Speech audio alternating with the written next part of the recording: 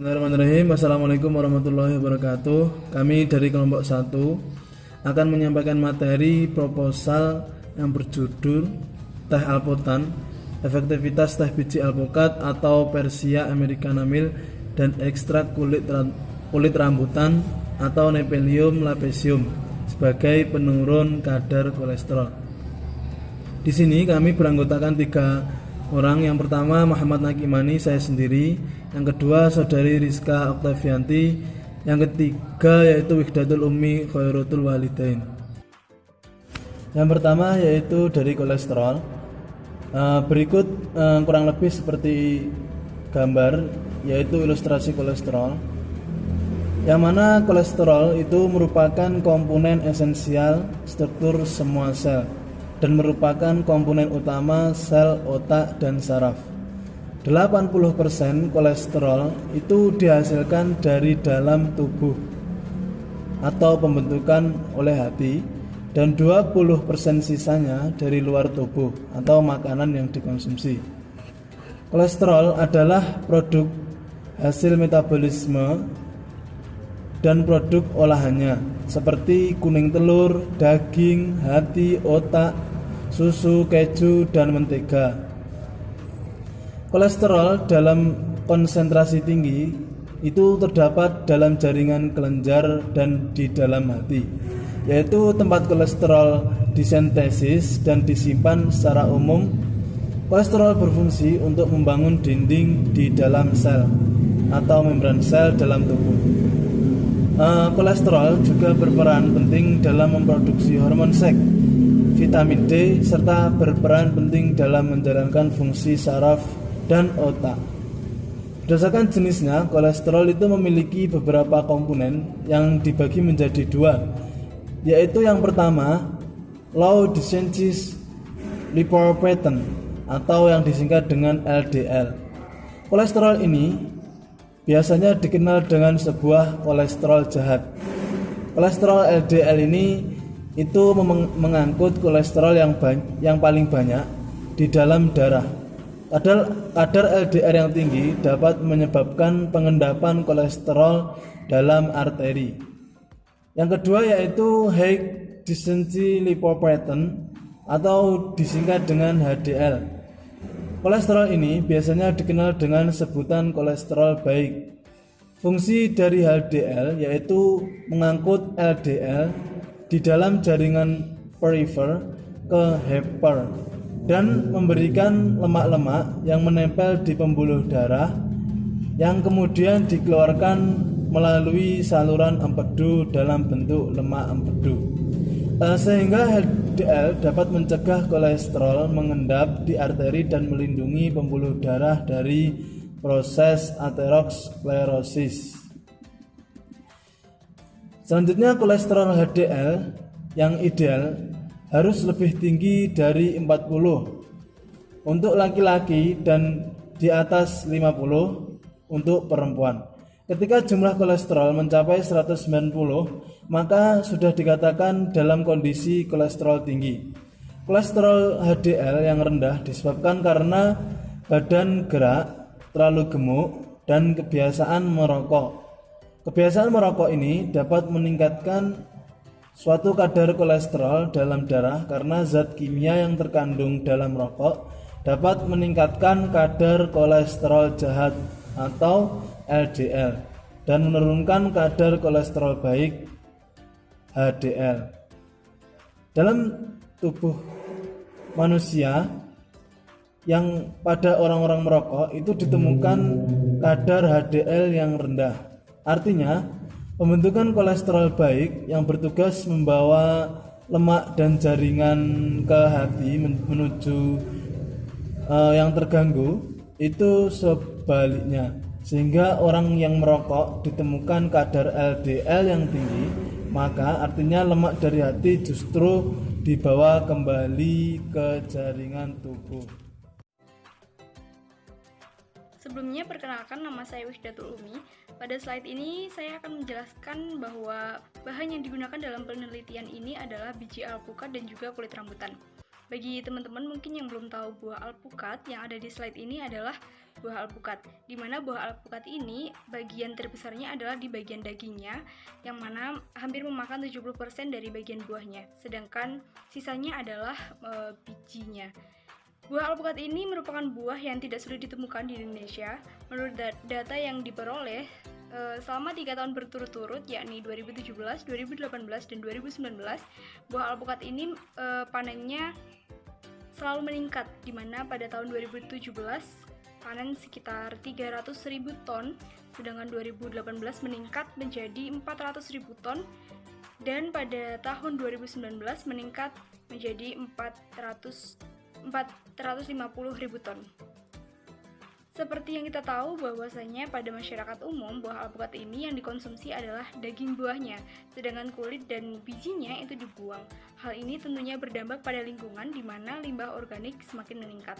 Setelah diteliti lebih dalam, ternyata biji buah alpukat ini mengandung serat dan juga antioksidan yang tinggi, yakni sekitar 85 hingga 93%. Di mana antioksidan ini juga baik digunakan untuk menangkal tingginya kadar kolesterol atau sebagai anti hiperkolesterol. Assalamualaikum warahmatullahi wabarakatuh. Saya Rizka Oktavianti. Di sini saya akan melanjutkan materi yang sudah dijelaskan oleh teman saya. Materi selanjutnya adalah limbah kulit rambutan. Berdasarkan data statistik pertanian yang dikeluarkan, produksi rambutan secara nasional pada tahun 2017 itu sebanyak 523.699 ton. Tetapi faktanya ketika kita memakan buah rambutan itu pasti ada bagian yang dibuang, yaitu seperti biji dan kulit rambutan. Hal ini pastinya akan mengakibatkan limbah organik meningkat. Padahal kulit rambutan ini memiliki potensi yang dapat dimanfaatkan dalam bidang kesehatan karena memiliki kandungan senyawa tanin, saponin, dan antosianin. Kandungan senyawa saponin ini diduga memiliki aktivitas sebagai penurun kadar kolesterol. Senyawa saponin dapat mengurangi kolesterol tubuh dengan mencegah reabsorpsi dan meningkatkan ekskresi. Selain itu, kandungan senyawa tanin, antosianin, dan saponin yang terdapat pada kulit rambutan ini diketahui memiliki manfaat sebagai antioksidan yang dapat berfungsi sebagai penangkal radikal bebas. Salah satu cara alternatif untuk menangani masalah limbah organik dari kulit rambutan ini adalah dengan mengolahnya dalam bentuk minuman herbal, contohnya seperti teh, yang dapat dikonsumsi sebagai minuman sehat yang praktis tanpa mengganggu rutinitas sehari-hari. Ya, selanjutnya landasan berpikir berbasis saling temas. Itu yang pertama ada kaitannya, yaitu yang pertama sains, kemudian lingkungan, ada juga teknologi, dan yang terakhir masyarakat. Dari landasan berpikir saling temas, yang pertama yaitu sains, itu kandungan serat larut dan ekstrak etanol dapat menurunkan kadar kolesterol. Kemudian dari lingkungan itu mengurangi limbah organik yang berpotensi menjadi pencemar lingkungan. Dan dari teknologi, pada pengolahan biji alpukat dan kulit rambutan itu dengan proses pengeringan dan penghalusan sehingga menjadi teh alputan. Terus dari yang bermasyarakat itu meningkatkan kreativitas pengolahan limbah dan menekankan biaya pembelian obat kimia. Selanjutnya adalah metode. Pada metode ini terdapat pengambilan limbah alputan atau limbah biji alpukat dan kulit rambutan. Limbah biji alpukat dapat diambil dari kios atau penjual jus buah, sedangkan kulit rambutan bisa diambil atau diperoleh dari toko buah di beberapa daerah sekitar Ponorogo. Selain itu, limbah alputan juga dapat diperoleh dari rumah masing-masing anggota kelompok. Selanjutnya adalah cara pembuatan teh alputan. Step pertama adalah mencuci bersih limbah biji alpukat dan kulit rambutan. Jadi limbah biji alpukat dan kulit rambutan yang sudah terkumpul kemudian dicuci bersih dengan menggunakan air bersih atau air yang mengalir. Step kedua adalah mengeringkan biji alpukat dan kulit rambutan. Limbah biji alpukat dan kulit rambutan yang sudah dicuci bersih selanjutnya dikeringkan atau dijemur di bawah sinar matahari. Proses pengeringan yang terlalu lambat bisa menjadi berbahaya karena dapat menstimulan kehadiran jamur yang berkembang dan masuk ke dalam bahan. Sedangkan pengeringan yang terlalu cepat juga dapat mengganggu kesempurnaan reaksi oksidatif yang berlangsung dan dapat menyebabkan tingkat keasaman yang berlebihan. Step ketiga adalah tahap penghancuran atau penghalusan biji alpukat dan kulit rambutan sampai berbentuk bubuk. Untuk melakukan tahap ini dapat dilakukan dengan beberapa alat, baik alat modern ataupun alat tradisional. Alat tradisional contohnya seperti parutan atau alat penumbuk, sedangkan alat modern contohnya seperti mesin penghalus atau blender. Step keempat adalah merebus bubuk dengan air dengan perbandingan 1:3 sampai air mendidih. Jika sudah, step kelima adalah teh biji alpukat dan kulit rambutan yang sudah mendidih kemudian disaring.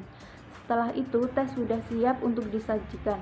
Teh ini juga dapat ditambahkan dengan madu untuk memberikan sensasi rasa yang lebih nikmat. Untuk menguji keefektifan teh alputan ini, kami berencana untuk mendata beberapa orang pada kisaran umur 15 hingga 23 tahun yang memiliki kadar kolesterol yang tinggi.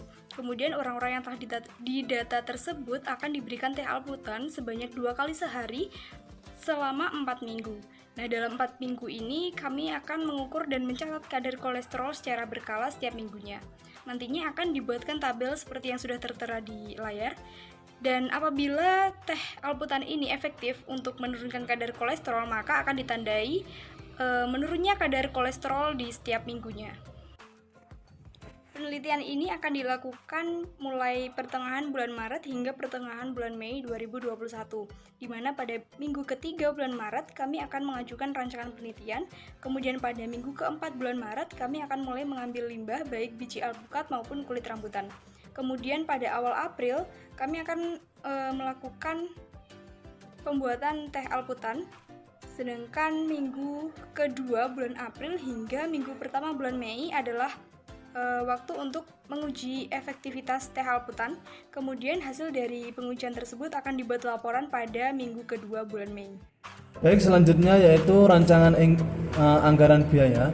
Adapun rencana anggaran dalam pelaksanaan penelitian ini yaitu alat cek kadar kolesterol yang berjumlah 1 dengan harga terbilang Rp200.000. Baik, sekian pemaparan presentasi proposal kelompok 1. Saya ucapkan terima kasih banyak kepada teman-teman yang melihat videonya dari awal hingga akhir. Apabila ada kekurangan dan kekeliruan, kami dari kelompok memohon maaf sebesar-besarnya. Assalamualaikum warahmatullahi wabarakatuh.